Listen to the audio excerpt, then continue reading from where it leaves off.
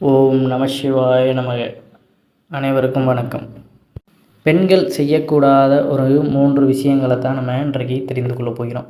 அதாவது காலையில் எழுந்து வாசல் தெளித்து கோலம் போடுவதிலிருந்து மாலை நேரத்தில் விளக்கேற்றுறது வரை பார்த்திங்கன்னா சில 3 தவறுகளை செய்வார்கள். அதாவது சில பெண்கள் கரெக்டாக செய்வாங்க, சில பேருக்கு இன்றைய சூழ்நிலையில் அது பற்றி தெரியாது.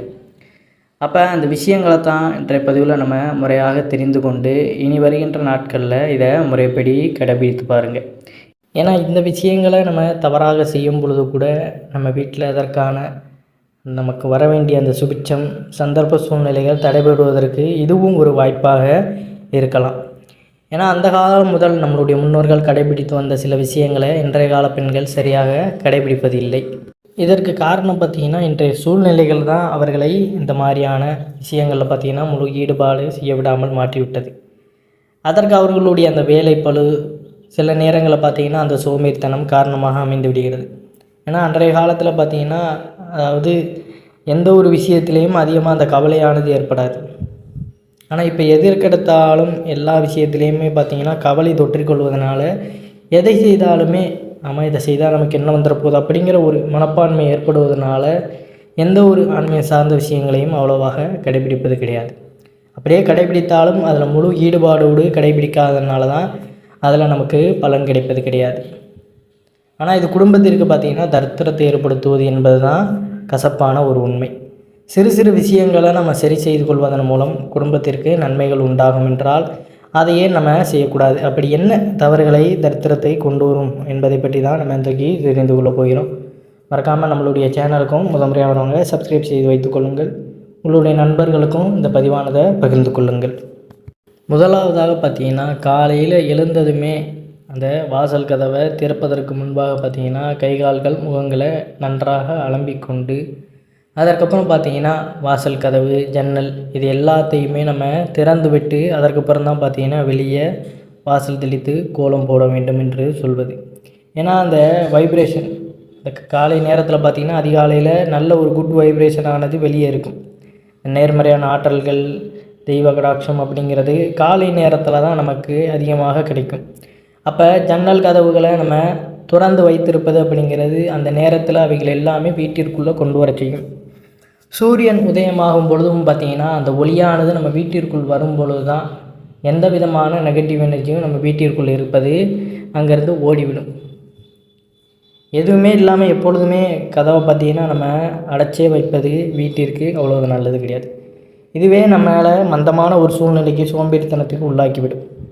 அந்த பாசிட்டிவ் எனர்ஜியை பூராமே நம்ம வீட்டிற்குள் கொண்டு வருவதற்கு பெண்கள் இந்த ஒரு விஷயத்தை காலையில் தினம்தோறுமே கடைபிடிக்கும் போது தான் வீட்டிற்குள்ளே அந்த நேர்மறை ஆற்றல்கள் சுபிட்சம் பெறும். அது மட்டும் இல்லாமல் இன்னொரு முக்கியமான விஷயம் பார்த்திங்கன்னா, அதாவது உங்கள் வீட்டில் இருக்கும் நபர்கள் யாராவது வெளியே செல்ல வேண்டும் அல்லது வேலைக்கு போக வேண்டும், வெளியூர் செல்ல வேண்டும் என்று ஏதோ ஒரு காரணத்திற்காக அவர்கள் வெளியே செல்கிறார்கள் என்றால் அவர்கள் சென்ற பிறகு வாசல் தெளிக்கக்கூடாது. அதற்கு முன்னரே வாசல் தெளித்து கோலம் விட்டுவிட வேண்டும். அவர்கள் சென்ற பின் நாம் வாசல் தெளிப்பது நம்முடைய குடும்பத்திற்கு அவ்வளவு நல்லதில்லை. அதுவும் ஒரு விதமான எதிர்மறை ஆற்றல் தரித்திரத்தை நமக்கு உண்டு பண்ணும். இந்த தவிர இன்றும் பலர் செய்து வருகிறார்கள். அதை மாற்றிக்கொள்வது நல்ல பலன்களை தரும். அதாவது நம்ம வீட்டிலேருந்து யாராவது காலையில் குயிக்காக ஏதாவது ஒரு வேலைக்கு செல்கிறாங்க, நீங்கள் முதல்ல என்ன பண்ணணும், டக்குன்னு எழுந்து பார்த்தீங்கன்னா கை கால்களை கழுவி விட்டு வாசல் தெளித்து கோலம் போட்டு விட வேண்டும். அதற்கப்புறம் அவர்கள் செல்வது அப்படிங்கிறது அவர்களுக்கு நல்ல அவர்கள் செல்கின்ற வேலையும் நல்லபடியாக நடக்கும். அவர்களுக்கும் எந்த விதமான பாதிப்பும் ஏற்படாது. ஒருத்தங்களை போக விட்டு நம்ம தண்ணி தெளிப்பது அப்படிங்கிறது அது எந்த வகையிலும் குடும்பத்திற்கு நல்லதில்லை. அதனால் இதை கட்டாயம் அனைவரும் தெரிந்து கொள்வது மிகவும் நல்லது. இந்த மாதிரி விஷயங்கள் நீங்கள் செய்து கொண்டிருந்தாலும் இதை தவிர்த்து விடுவது நல்லது. ஏன்னா அது அவர் போகிறவங்களுக்கும் அது கெடுதல், உங்களுக்கும் பார்த்திங்கன்னா வீட்டிற்குமே அது எதிர்வினைகளை உண்டு பண்ணிவிடும். அது மட்டும் இல்லாமல் எப்பொழுதுமே மாலை நேரத்தில் பெண்கள் விளக்கேற்றும் பொழுது எப்பொழுதுமே வளையல் இல்லாமல் விளக்கேற்றக்கூடாது. நாள் முழுவதும் வேலை செய்து கொண்டிருப்பதனால வளையல்களை கலற்றி வைத்துவிட்டு வேலைகள் பார்த்து கொண்டிருப்பீர்கள். அதில் தவறு ஒன்றும் இல்லை. ஆனால் விளக்கேற்றும் சமயத்தில் பார்த்திங்கன்னா வளையல் போட்டுக்கொண்டு தான் விளக்கேற்றினால் நல்ல பலன்கள் கிடைக்கும். ஏன்னா பூஜை அறைக்குள்ளே நுழையும் பொழுதே ஒரு பெண் இந்த லக்ஷ்மி தேவியோட அம்சமாகவே மாறி அந்த பூஜை முறைகளை செய்வது அப்படிங்கிறதான் நல்ல பலனை கொடுக்கும். அதை தவிர்த்து கடமைக்குன்னு நம்ம செய்கின்ற எந்த ஒரு விஷயமும், முக்கியமாக பூஜை சம்மந்தப்பட்ட விஷயங்கள் நமக்கு பலன்களை கொடுக்காது. திருமணமான பெண்கள் நெற்றி வகுட்டில் குங்குமம் அணிந்து, வளையல்கள், கொலுசு இது எல்லாத்தையுமே அணிந்து, புடவை அணிந்து கொண்டு தான் விளக்கேற்றுவது சுபிட்சத்தை கொடுக்கும். ஏன்னா அந்த மகாலட்சுமி தோற்றமே புடவையில் தான் இருக்கின்றது. அதனால் இத்தனையும் சரிவர பார்த்து நீங்கள் செய்யும் பொழுது தான் அதற்குண்டான பலன் கிடைக்கும். ஏன்னா பூஜை சம்மந்தப்பட்ட விஷயங்கள் பார்த்திங்கன்னா இறைவனோடது. அப்போ அந்த இறை அம்சத்தை நம்ம பிரிக்க கொள்ளணும்னா அதற்கு முறைப்படி நீங்கள் அந்த காரியங்களில் ஈடுபடும் பொழுது தான் உங்களுக்கு அந்த பலன் உண்டானது கிடைக்கும். அதனால் அதையும் நல்லா தெரிஞ்சு வச்சுக்கோங்க. எப்பொழுதும் பெண்கள் விளக்கேற்றும் பொழுது கை நிறைய அந்த வளையல்கள் அணிந்து கொள்வது மிகவும் நல்லது. அதுதான் பலனும் கொடுக்கும். வளையல் இல்லாமல் நீங்கள் ஏற்றும் விளக்கில் எந்த ஒரு பிரயோஜனமும் இல்லை. இவை தெரியாமல் செய்தாலும் பாவச் செயலாகவே சாஸ்திரத்தில் சொல்லப்பட்டுள்ளது. இனி வரைய செய்திருப்பீங்க, இருந்தாலும் பார்த்தீங்கன்னா பரவாயில்ல. இனிமேல் தெரிந்து கொண்டதுக்கப்புறம் நல்ல முறையில் பார்த்தீங்கன்னா வளையல் இல்லாமல் விளக்கேற்றுவதை தவிர்த்து விடுங்கள். அதே போல் விளக்கேற்றும் சமயத்திலையும் வீட்டில் இருக்கும் நபர்கள் யாராவது வெளியே செல்ல இருக்கிறார்கள் என்றால் அவர்கள் செல்லும் முன்னரே விளக்கேற்றி வைத்து விட வேண்டும். அவர்கள் போன பிறகு உடனே வந்து விளக்கேற்றுவது முறையாகாது. இதனால் தரித்திரம்தான் உண்டாகும் என்பார்கள். அதையும் நல்லா தெரிஞ்சுக்கோங்க. விளக்கேற்றும் பொழுது இப்போ நீங்கள் விளக்கு ஏற்றலை, விளக்கேற்றுவதற்கு நீங்கள் போகிறீங்க, அந்த நேரத்தில் யாராவது வெளில போகிறாங்கனாலும் அவங்கள கொஞ்சம் நேரம் உள்ளே இருக்க சொல்லிவிட்டு அதற்கப்புறம் பார்த்தீங்கன்னா விளக்கேற்றி கொஞ்சம் நேரத்துக்கு அப்புறம் அவங்கள போக சொல்லலாம். அவங்க போனதுக்கப்புறம் விளக்கேற்றுவது அப்படிங்கிறது அது ஒரு விதமான கெடுதல் அப்படிங்கிறது ஆன்மீக சாஸ்திரத்தில் குறிப்பிடப்பட்டுள்ளது. இப்போ நம்ம ஒவ்வொரு விஷயமும் சொல்கிறோம். இப்படி வெளியே போனதுக்கப்புறம் வாசலில் தண்ணி திட்டி கோலம் போடக்கூடாது, விளக்கேற்றக்கூடாது அப்படின்னு. இதற்கு பின்னாடி ஏதோ ஒரு பார்த்திங்கன்னா கெட்ட காரணங்கள் இருக்கத்தான் செய்யும். அதற்காக தான் நம்மளுடைய முன்னோர்கள் இதெல்லாம் முறைப்படி கடைபிடிக்கணும் அப்படின்னு சொல்லியிருக்காங்க. ஏன்னா சில சமயங்களில் நம்மளுடைய வீட்டு பெரியவர்கள் சொல்லுவாங்க, அதை செய்யாத அப்படின்னு, செய்யாதன்னு கூடாத அப்படின்னு சொன்னாலே நம்ம கேட்க மாட்டோம். ஏன் எதுக்கு அப்படின்னு கேள்விகள் எழுப்போம். ஏன்னா அதற்குண்டான அந்த ரீசன் நமக்கு தெரிஞ்சால் நமக்கு அது நான் ஒரு தாக்கத்தை ஏற்படுத்தி விடும்.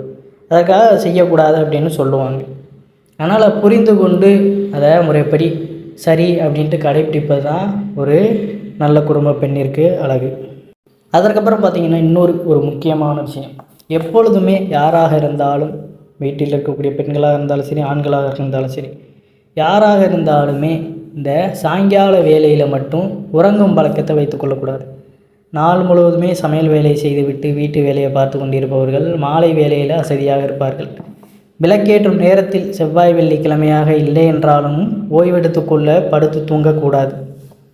சில பேர் பார்த்திங்கன்னா செவ்வாய் வெள்ளிக்கிழமையில் சாயந்தரத்தில் படுக்கக்கூடாதுன்னு சொல்லுவாங்க. மற்ற நாட்கள்லையும் கூட இந்த முறையை கடைபிடிக்கக்கூடாது. விளக்கேற்றும் நேரம் என்பது 5:30 முதல் 7:30 மணி வரை. இந்த நேரத்திற்குள்ளே விளக்கேற்றுவது, சாயந்தர வேலையில் வீட்டில் விளக்கேற்றுவது சுபிட்சத்தை கொடுக்கும். இந்த நேரத்தில் பார்த்திங்கன்னா வீட்டில் யாருமே கால் நீட்டி படுத்துக்கிட்டு இல்லை தேவையில்லாமல் பார்த்தீங்கன்னா உறங்கி கொண்டு இப்படி இருக்கக்கூடாது. இது வீட்டிற்கு பார்த்தீங்கன்னா ஒரு மந்தமான சூழ்நிலையையும் ஒரு தரித்திரத்தையும் ஏற்படுத்தி விடும் அப்படிங்கிறது. சாயந்தரம் 5 மணி ஆயிருச்சுனாலே பார்த்தீங்கன்னா வீட்டை முழுவதுமே ஒரு முறை இன்னொரு முறை பார்த்தீங்கன்னா கூட்டி சுத்தம் செய்து விட்டு வாசல் தெளித்து கோலம் போட்டு விட்டு திரும்ப வந்து பார்த்திங்கன்னா தினந்தோறும் விளக்கேற்றுறவர்கள் விளக்கேற்றலாம். அப்படி இல்லைனா செவ்வாய் வெள்ளிக்கிழமையில் விளக்கேற்றுறவர்கள் ஏற்றுவது நல்லது. இந்த சாயந்தர வேலையில் படுத்து தூங்கணும் அப்படிங்கிற அந்த விஷயத்தில் ஈடுபடக்கூடாது. அது வீட்டிற்கு பார்த்திங்கன்னா ஒரு தரித்திரத்தை ஏற்படுத்தி விடும். குடும்பத்திற்கு தரித்திரத்தை உண்டாக்கும் செயல் அப்படின்னு சாஸ்திரத்தில் குறிப்பிடப்பட்டுள்ளது. அதற்கு முன்னரே ஓய்வு எடுத்துக்கொள்வது நல்லது. அல்லது 7:30 மணிக்கு மேல் சிறிது நேரம் ஓய்வு எடுத்துக்கொள்ளலாம். இந்த காலை நேரமும் மாலை நேரமும் பார்த்திங்கன்னா இந்த 5:30 மணிலேருந்து 7 மணிக்குள்ளே நம்ம செய்கின்ற விஷயங்கள் எல்லாமே நமக்கு நல்லபடியாக போகும். அதற்கு தான் இந்த டயத்துலலாம் விளக்கேற்றணும் அப்படின்னு சொல்லுவாங்க. காலையில் இந்த சூரியன் அஸ்தமான நேரம் அப்படிங்கிறது சந்தியா காலம். நம்ம காலை நேரத்தை பிரம்ம முகூர்த்தம்னு சொல்கிறோம்ல, அதற்கு இணையான நேரம் தான் அந்த மாலை நேரமான சந்தியா காலம். இந்த காலத்தில் ஒருத்தர் ஓய்வெடுப்பது அப்படிங்கிறது அவர்கள் செய்கின்ற செயல்பாடுகளில் முடக்கம் ஏற்பட்டு விட ஒரு காரணமாக இருக்கும். அதனால் இந்த சாயந்தர நேரத்தில் தூங்கும் பழக்கத்தை யாருமே கடைபிடித்து கொள்ளாதீர்கள். சப்போஸ் உடம்பு சரியில்லை, எந்திரிக்க முடியாத சூழ்நிலைனா பரவாயில்ல கிடையாது. ஆனால் தெரிந்தே ஒரு தவறை செய்வது அப்படிங்கிறது அதற்கு மன்னிப்பே கிடையாது அப்படிங்கிறது. அப்போ அது பாவக்கணக்கில் போய் சேர்ந்துடும். அதனால் நமக்கு கர்ம வினைகள் ஏறி கெட்ட கர்மாக்களை நம்ம சுமக்க வேண்டிய சூழ்நிலைக்கு ஆளாகி விடுவோம். அதனால் அதையும் தெரிஞ்சுக்கோங்க. இதெல்லாம் பார்த்தீங்கன்னா சின்ன சின்ன சிறிய விஷயங்கள் தான். ஆனால் சோம்பேறித்தனப்பட்டு இந்த தவறுகள் செய்வதனால் நிறைய வீட்டில் பணப்பிரச்சனைகள், கஷ்டங்கள் வந்து கொண்டே தான் இருக்கும். இதனை சரி செய்து பாருங்கள். உங்கள் குடும்பத்தில் நிச்சயம் புதிய மாற்றம் உண்டாகும் அப்படிங்கிறது தான் நிதர்சனமான உண்மை.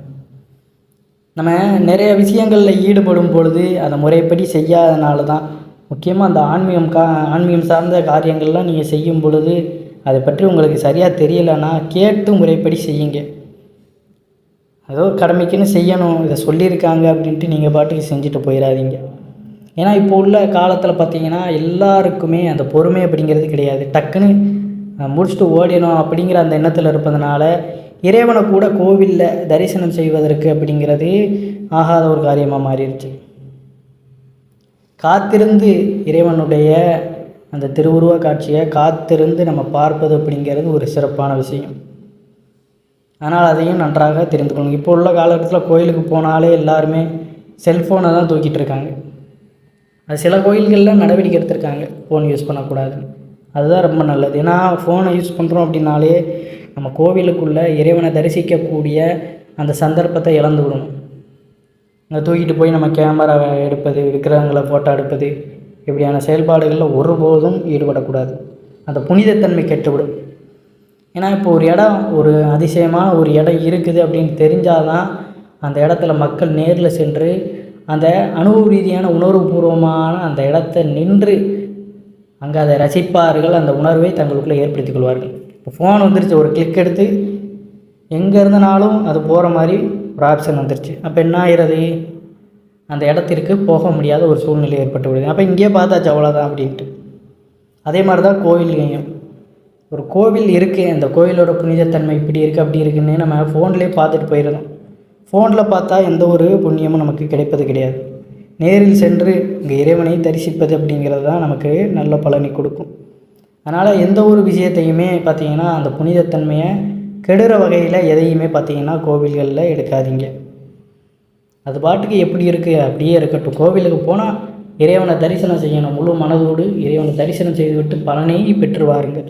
அதை விட்டுட்டு செல்ஃபோனை தூக்கிட்டு போவதை முற்றிலுமாக தவிர்த்து விடுங்கள்.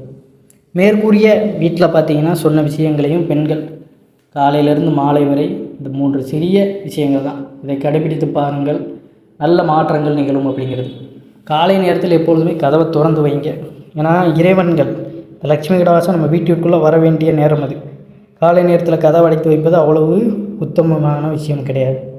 அதையும் நன்றாக தெரிந்து கொள்ளுங்கள். அனைவரும் என்றும் இறையருள் பெற்று நலமுடன் வாழ வேண்டும். நன்றி, வணக்கம். ஓம் நம சிவாய நமக.